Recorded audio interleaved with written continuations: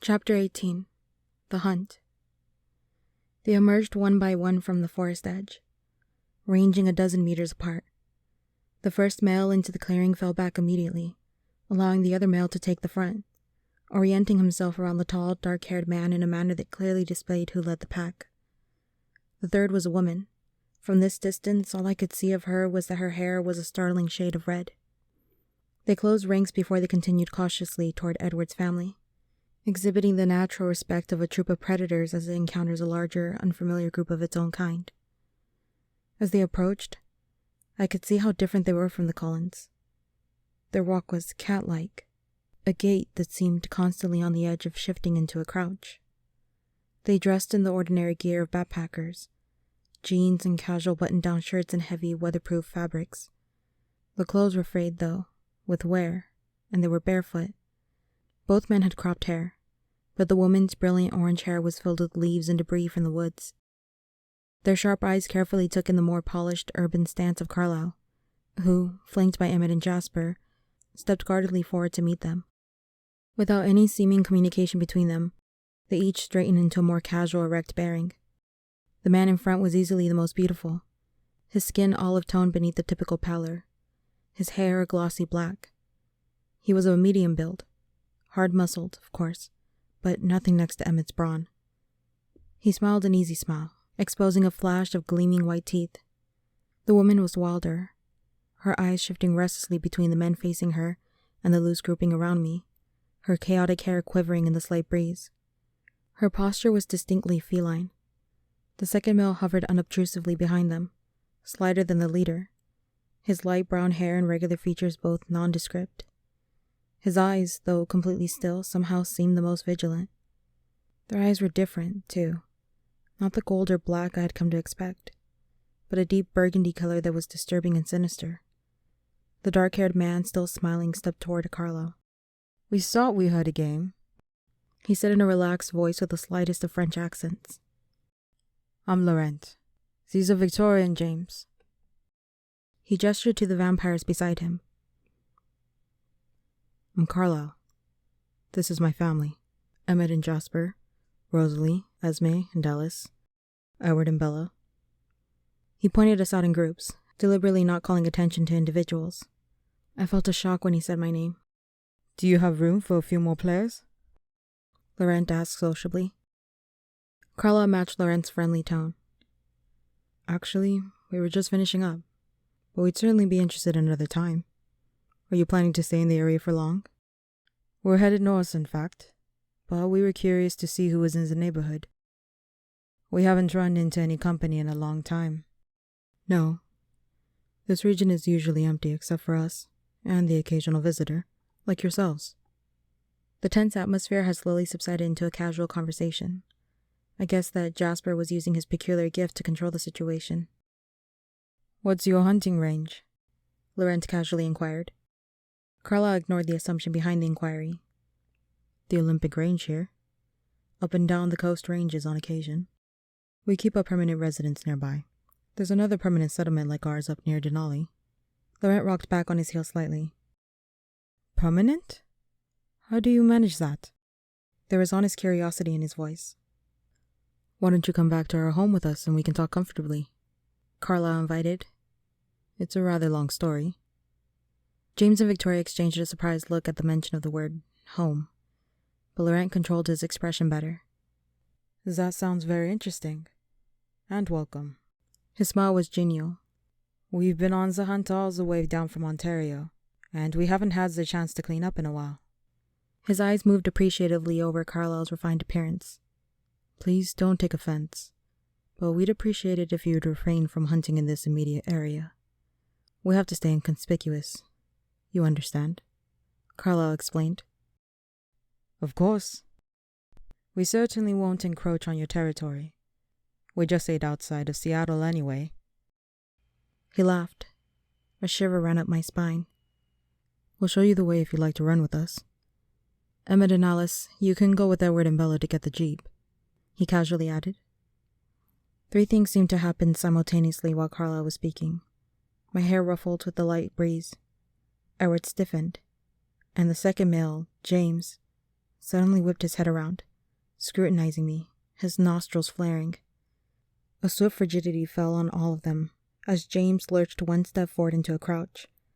Edward bared his teeth, crouching in defense, a feral snarl ripping from his throat. It was nothing like the playful sounds I'd heard from him this morning. It was the single most menacing thing I had ever heard, and chills ran from the crown of my head to the back of my heels. What's this? Laurent exclaimed in open surprise. Neither James nor Edward relaxed their aggressive poses. James feinted slightly to the side, and Edward shifted in response. She's with us. Carlisle's firm rebuff was directed toward James. Laurent seemed to catch my scent less powerfully than James, but awareness now dawned on his face. You brought a snack? He asked, his expression incredulous as he took an involuntary step forward. Edward snarled even more ferociously, harshly, his lip curling high above his glistening bared teeth. Laurent stepped back again. I said she's with us. Carlisle corrected in a hard voice. But she's human, Laurent protested. The words were not at all aggressive, merely astounded. Yes. Emmett was very much in evidence at Carlisle's side, his eyes on James. James slowly straightened out of his crouch, but his eyes never left me, his nostrils still wide. Edward stayed tense like a lion in front of me.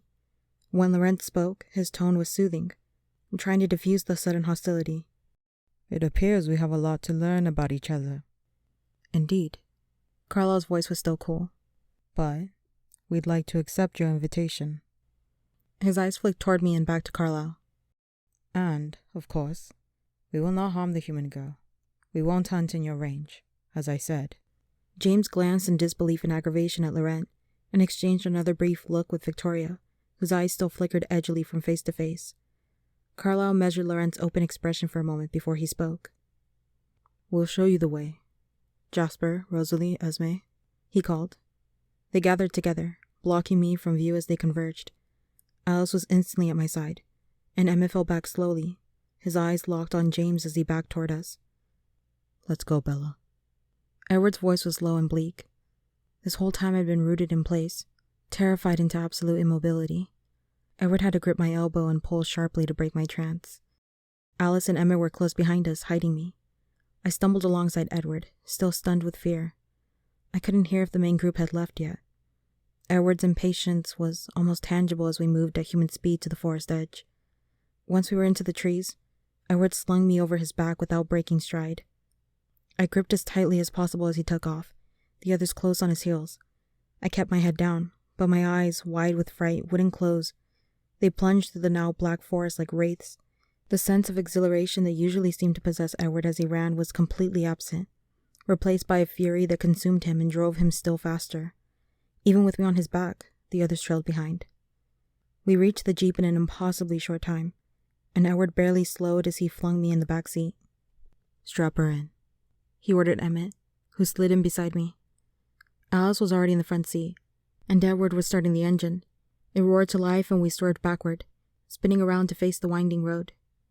Edward was growling something too fast for me to understand, but it sounded a lot like a string of profanities.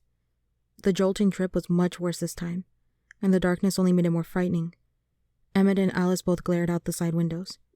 We hit the main road, and though our speed increased, I could see much better where we were going, and we were headed south, away from Forks. "Where are we going?" I asked. No one answered. No one even looked at me. "Damn it, Edward, where are you taking me?" We have to get you away from here.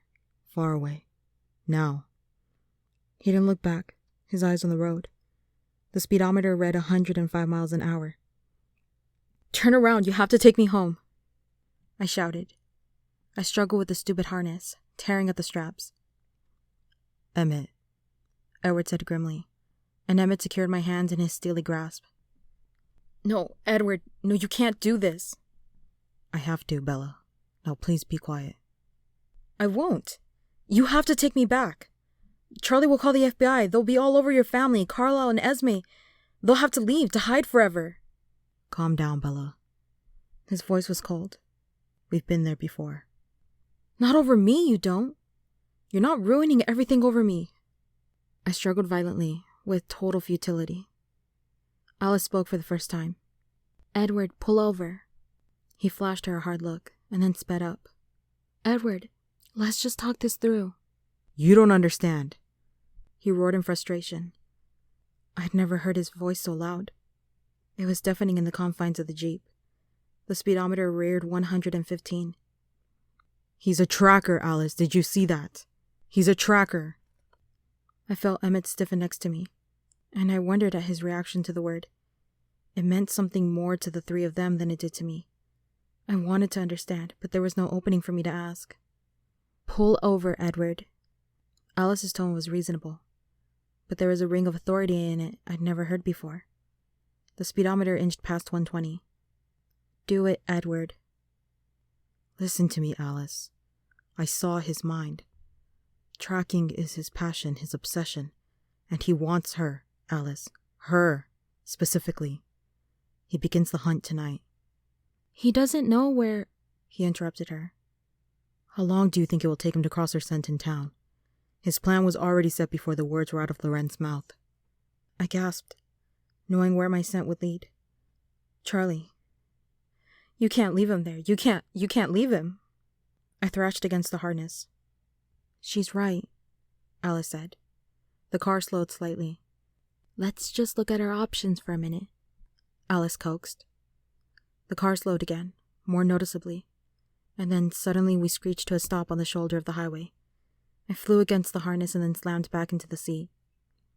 There are no options, Edward hissed. I'm not leaving Charlie, I yelled. He ignored me completely. We have to take her back. Emmett finally spoke. No. Edward was absolute. He's no match for us, Edward. He won't be able to touch her. He'll wait. Emmett smiled. I can wait too. You didn't see. You don't understand. Once he commits to a hunt, he's unshakable. We'd have to kill him. Emmett didn't seem upset by the idea. That's an option. And the female, she's with him. If it turns into a fight, the leader will go with them too. There are enough of us. There's another option, Alice said quietly. Edward turned on her in fury, his voice a blistering snarl. There is no other option. Emmett and I both stared at him in shock, but Alice seemed unsurprised. The silence lasted for a long minute as Edward and Alice stared each other down. I broke it. Does anyone want to hear my plan? No, Edward growled. Alice glared at him, finally provoked. Listen, I pleaded. You take me back. No, he interrupted. I glared at him and continued. You take me back. I tell my dad I want to go home to Phoenix. I pack my bags, we wait till this tracker's watching, and then we run. He'll follow us and leave Charlie alone. Charlie won't call the FBI on your family. Then you can take me any damn place you want. They stared at me, stunned. It's not a bad idea, really. Emmett's surprise was definitely an insult. It might work, and we simply can't leave her father unprotected. You know that, Alice said. Everyone looked at Edward. It's too dangerous. I don't want him within 100 miles of her. Emmett was supremely confident. Edward, he's not getting through us. Alice thought for a minute. I don't see him attacking. He'll try to wait for us to leave her alone. It won't take long for him to realize that's not going to happen. I demand that you take me home. I tried to sound firm. Edward pressed his fingers to his temples and squeezed his eyes shut. Please, I said in a much smaller voice. He didn't look up. When he spoke, his voice sounded worn. You're leaving tonight, whether the tracker sees or not. You tell Charlie that you can't stand another minute in Forks. Tell him whatever story works. Pack the first things your hands touch, and then get in your truck. I don't care what he says to you. You have 15 minutes. Do you hear me? 15 minutes from the time you cross the doorstep. The Jeep rumbled to life, and he spun us around, the tires squealing. The needle on the speedometer started to race up the dial. Emmett? I asked, looking pointedly at my hands. Oh, sorry. He let me loose. A few minutes passed in silence, other than the roar of the engine. Then Edward spoke again. This is how it's going to happen. When we get to the house, if the tracker is not there, I will walk her to the door. Then she has 15 minutes. He glared at me in the rearview mirror. Emmett, you take the outside of the house. Alice, you get the truck. I'll be inside as long as she is. After she's out, you two can take the Jeep home and tell Carlisle. No way! Emmett broke in. I'm with you. Think it through, Emmett. I don't know how long I'll be gone. Until we know how far this is going to go, I'm with you. Edward sighed. If the tracker is there, he continued grimly, we keep driving. We're going to make it there before him, Alice said confidently. Edward seemed to accept that. Whatever his problem with Alice was, he didn't doubt her now. What are we going to do with the Jeep? She asked. His voice had a hard edge. You're driving it home. No, I'm not, she said calmly. The unintelligible stream of profanity started again. We can't all fit in my truck, I whispered. Edward didn't appear to hear me. I think you should let me go alone, I said even more quietly. He heard that. Bella, please just do this my way. Just this once, he said between clenched teeth. Listen, Charlie's not an imbecile, I protested. If you're not in town tomorrow, he's going to get suspicious. That's irrelevant. We'll make sure he's safe, and that's all that matters. Then what about this tracker? He saw the way you acted tonight. He's going to think you're with me, wherever you are. Emma looked at me, insultingly surprised again. Edward, listen to her, he urged. I think she's right. Yes, she is. I can't do that. Edward's voice was icy. Emmett should stay too, I continued. He definitely got an eyeful of Emmett. What? Emmett turned on me. You'll get a better crack at him if you stay, Alice agreed. Edward stared at her incredulously. You think I should let her go alone? Of course not, Alice said. Jasper and I will take her. I can't do that, Edward repeated, but this time there was a trace of defeat in his voice. The logic was working on him. I tried to be persuasive. Hang out here for a week. I saw his expression in the mirror and amended. A few days. Let Charlie see you haven't kidnapped me, and lead this James on a wild goose chase. Make sure he's completely off my trail. Then come and meet me. Take a roundabout route, of course, and then Jasper and Alice can go home. I could see him beginning to consider it. Meet you where? Phoenix, of course. No, he'll hear that's where you're going, he said impatiently. And you'll make it look like that's a ruse, obviously. He'll know that we'll know that he's listening. He'll never believe I'm actually going where I say I'm going. She's diabolical, Emmett chuckled. And if that doesn't work? There are several million people in Phoenix, I informed him. It's not that hard to find a phone book. I won't go home. Oh? He inquired, a dangerous note in his voice. I'm quite old enough to get my own place. Edward, we'll be with her, Alice reminded him. What are you going to do in Phoenix? He asked her scathingly. Stay indoors. I kind of like it. Emmett was thinking about cornering James, no doubt. Shut up, Emmett. Look, if we try to take him down while she's still around, there's a much better chance that someone will get hurt. She'll get hurt. Or you will, trying to protect her. Now, if we get him alone... He trailed off with a slow smile. I was right. The Jeep was crawling slowly along now as we drove into town. Despite my brave talk, I could feel the hairs on my arms standing up. I thought about Charlie, alone in the house, and tried to be courageous. Bella. Edward's voice was very soft. Alice and Emma looked out their windows. If you let anything happen to yourself, anything at all, I'm holding you personally responsible. Do you understand that? Yes. I gulped. He turned to Alice. Can Jasper handle this? Give him some credit, Edward. He's been doing very, very well, all things considered. Can you handle this? He asked. And graceful little Alice pulled back her lips in a horrific grimace and let loose with a guttural snarl that had me cowering against the seat in terror. Edward smiled at her. But keep your opinions to yourself, he muttered suddenly.